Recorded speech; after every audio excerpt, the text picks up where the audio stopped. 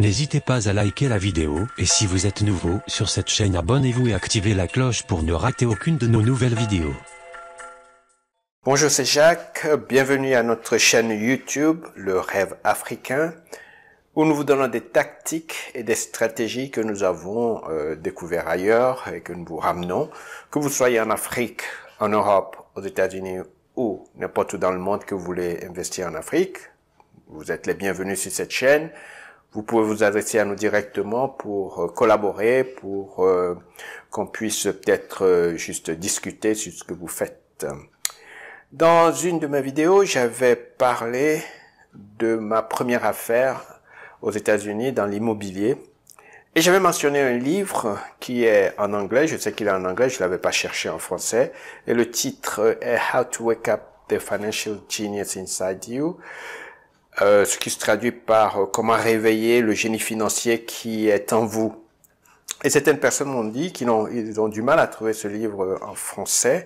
Donc, ils m'ont demandé si je peux résumer un petit peu les leçons que j'ai tirées dans ce livre. Alors, j'ai décidé de faire une série de vidéos sur ce que j'ai retiré et ce que j'ai tiré comme leçon, et j'incorpore ma propre expérience. Donc, c'est pas uniquement le résumé du livre, mais des choses que si on était à table en train de discuter et que tu me posais la question, qu'est-ce que j'ai trouvé comme leçon, voici ce que j'expliquerai.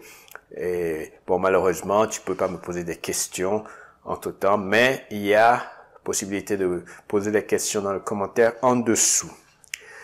Donc, leçon 1, c'est l'effet de levier et l'intérêt composé. Intérêt composé qui se dit en anglais compound interest. Je m'excuse déjà parce que je vais peut-être utiliser des mots en anglais puisque c'est comme ça que je les ai appris.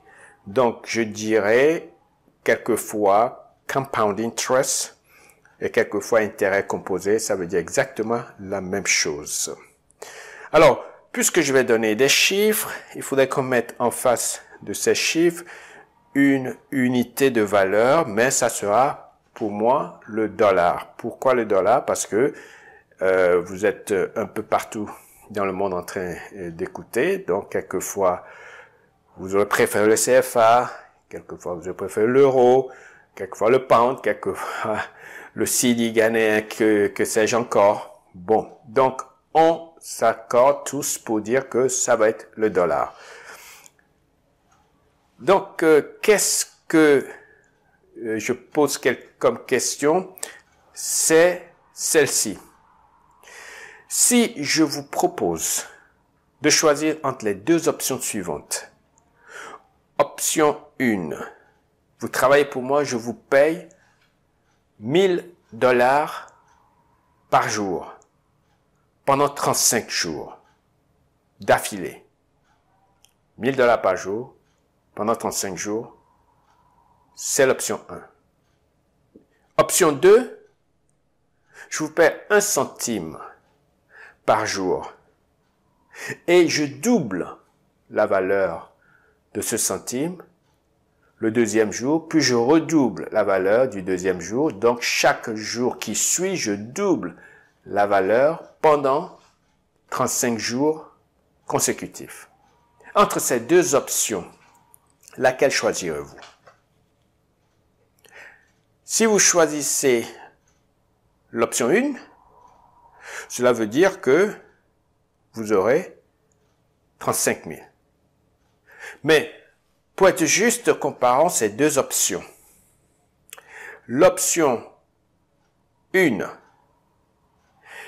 qui est $1000 par jour, au bout de 8 jours, ça fera $8000. L'option 2, qui est de 1 centime par jour, le jour 2, 2 centimes, jour 3, 4 centimes, jour 4, 8 centimes, jour 5, 16 centimes, à la fin de jour 8, vous aurez un total de $2,55. Alors, on continue comme ça. Je vais aller plus rapidement. 16e jour pour l'option 1, vous aurez 16 000. Pour l'option 2, comme vous voyez défiler sur votre écran, c'est 652,80. Ouais, 16e jour, il vaut mieux prendre l'option 1. Mais si on va à 24 jours, vous aurez 24 000 pour l'option 1 et vous aurez 166 402 pour l'option 2. Et si on va à 35 jours, vous aurez 35 000 pour l'option 1 et vous aurez 339 456, 652 pour l'option 2. Qui l'aurait cru? Eh bien, ça, mon ami, c'est l'effet de l'intérêt composé. Alors, pour moi, tu l'avais déjà deviné, mais l'intérêt composé et le levier sont les deux premiers principes qu'il faut avoir lorsqu'on veut devenir riche. Clair et net, c'est très simple à comprendre. Mais c'est pas si simple que ça, parce que si vous êtes salarié, vous êtes dans l'option 1, c'est-à-dire que vous avez un montant fixe tous les mois. Bien sûr, l'exemple que j'ai pris sur 35 jours, on ne peut pas doubler de valeur comme ça sur 35 jours. Vous pouvez remplacer le jour par les années. Mais doubler, c'est aussi difficile à faire lorsqu'on achète des actions ou lorsqu'on investit quelque part. C'est très difficile de doubler, même d'une année sur l'autre. Mais on peut faire du 15%, 30%, 40%, 50%, etc. Donc, il y a possibilité, avec le levier, d'oublier les 2% que l'on a à la banque et de faire carrément du 20%. Et ça, il y aura une leçon que l'on verra plus tard sur le levier d'une manière particulière. Pour le moment, sachez simplement qu'il y a une formule que je peux démontrer par récurrence, mais je ne le ferai pas, qui te permet de savoir exactement combien tu auras si tu appliques le compound interest, c'est-à-dire l'intérêt composé. Cette formule est la suivante. Tu prends 1 plus l'intérêt à la puissance n et tu multiplies par l'investissement. Par exemple, si tu investis 10 000 $ à 30% pendant 18 ans, ça fera donc 1 plus 30%, c'est-à-dire 0,3, donc ça fait 1,3 à la puissance 18 multiplié par 10 000. Et cela te donnera exactement 1 124 554 $. Voilà la formule magique qui nous permet de calculer directement si on ne retire pas les intérêts et si on laisse les intérêts se composer, se compound. On a l'effet de composition d'intérêts, c'est-à-dire intérêts composés, et on ne retire rien. Les intérêts aussi rapportent des intérêts.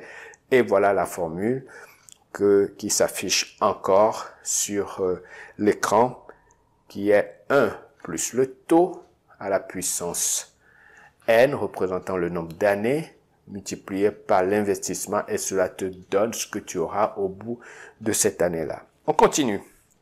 Maintenant, je voulais comparer où et comment peut-on utiliser l'effet de levier et l'effet de compound interest. Si vous êtes aux États-Unis, eh bien, vous pouvez utiliser cela sur les dettes, car pour acheter de l'immobilier, par exemple, il y a facilement des prêts.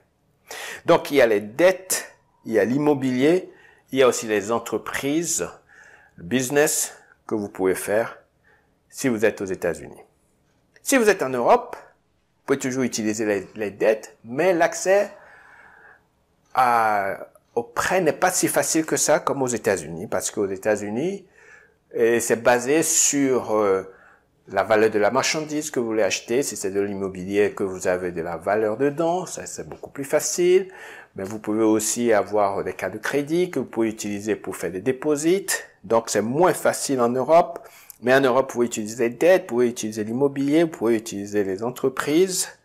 Mais simplement, les charges sont énormes, beaucoup plus que la plupart des pays. Plus vous montez au nord de l'Europe, comme dans les pays scandinaves, plus les charges sont élevées. Mais il y a des aides de l'État, des aides gouvernementales, qui peuvent quelquefois compenser. Si vous êtes un start-up, vous commencez quelque chose, vous pouvez avoir de l'aide facilement en Europe que vous ne pouvez l'avoir aux États-Unis.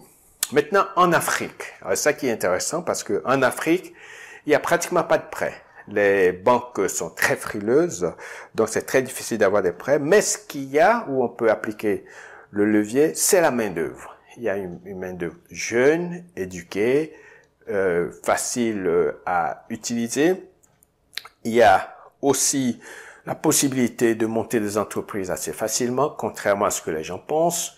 Il y a beaucoup de pays en Afrique, comme le Rwanda, le Togo, le Bénin, la Côte d'Ivoire, je le sais, je suis sûr aussi que le Ghana, où vous pouvez, en moins d'une semaine, monter une entreprise dans ces pays-là, contrairement aux idées reçues d'il y a plusieurs années où les gens pensent que c'est très difficile de monter une entreprise en Afrique. Ça ne l'est plus. Les choses ont beaucoup changé. Donc, en revanche, avoir de l'argent, c'est ça la difficulté. Donc, vous ne pouvez pas utiliser l'immobilier en tant que levier comme on peut le faire aux États-Unis, mais vous pouvez toujours utiliser de la main-d'œuvre, les équipements que vous pouvez retaper. Ça, c'est aussi facile à faire. Alors, il y a d'autres points que vous pouvez lever ou vous pouvez appliquer le levier, c'est l'argent des autres, les actifs des autres, le potentiel de crédit, c'est-à-dire le potentiel d'emprunt des autres personnes, les relations des autres que vous pouvez lever, l'intelligence des autres, ça c'est par exemple embaucher une bonne main d'œuvre, l'invention des autres, comme par exemple prendre une licence, licensing, ou une franchise, la recherche des autres, la position des autres. Ça en Afrique, on peut l'utiliser facilement. Vous êtes un petit peu ami avec quelqu'un qui a une bonne position. Cet ami peut éventuellement vous faire connaître d'autres personnes et cela peut déboucher sur un deal, sur une affaire. Vous pouvez utiliser partout un deposit pour contrôler un actif, mais surtout,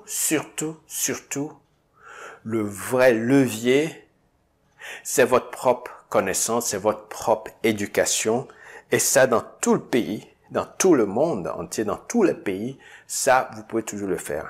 Et c'est sur ce point que je voulais finir cette première vidéo, dire que, avant tout, c'est votre éducation personnelle qui est le plus grand levier. Maintenant, je finis avec une formule. La voici. Le succès est égal au compound interest, je commence par un C, à l'intérêt composé donc, plus l'économie que vous pouvez faire tous les mois, plus un plan, et plus l'investissement. Cela donne le CEPI, le CEPI, qui vous permettent d'obtenir le succès, et on verra dans les autres vidéos comment est-ce que ce plan s'applique. C'est Jacques. Ciao, à la prochaine.